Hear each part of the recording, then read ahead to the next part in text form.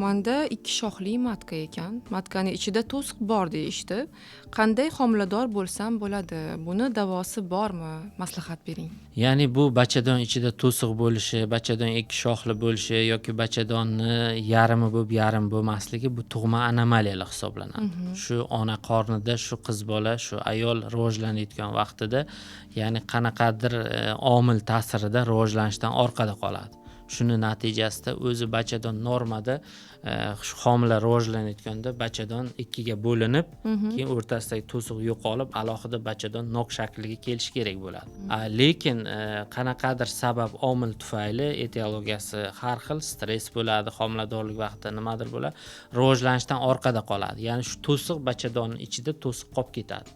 Bu to'siq ikkiga bachadonni ajratib qo'yadi. Bu to'siqning asosiy kamchiligi shu homila bo'lgan vaqtda kichkina suroglarda yoki katta suroglarda 6, 5, 7 oyliklarda homila tushadi. Chunki bachadon ichida to'siq bo'lsa, bachadonning ichida Sig'dira olmaydi. homila sig'maydi. Sig'magandan keyin bachadon qisqartirib bolani tushirishga harakat qiladi. Ya'ni o'ziga yengillikni kamaytirishga harakat qiladi mushaklar.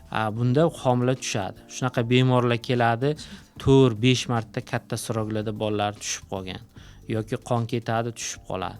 Bularning asosiy sababi ya'ni tug'ma anomaliya hisoblanadi. Ya'ni Müller yo'li patologiyasi hisoblanadi bu. Bunday bemorlarning juda ko'pchiligida pochkasida ham muammo bo'ladi, buyraklarda.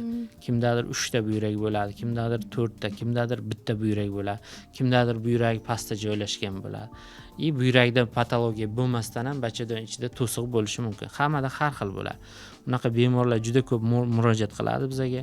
U bachadon ichidagi to'siqni olib tashlab, bitta yaxlit bachadon qilib, homiladorlikka tayyorlaymiz. Shu homiladorlikni 3 oydan 6 oygacha homiladorlik kuzatiladi.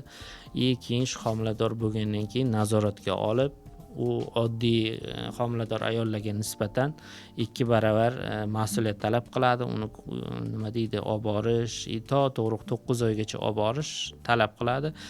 Shuni bilganimiz uchun biz nazoratga olamiz, shu oxirigacha, shu tug'rug'igacha qarab beramiz bu narsani. Faqat bu to'siqni bartaraf qilish operatsiya yo'li bilan, ya'ni gastroskopiya zamonaviy, ya'ni shu apparaturalar bor, bachadonning ichiga kamera bilan kirib, shu to'siqni kesib olib, davolaydigan usul hisoblanadi. Demak, iloji bor, davosi bor. Iloji bor, davosi bor. Farzandli ham bo'lish mumkin. Xuddi shunday. Ajoyib.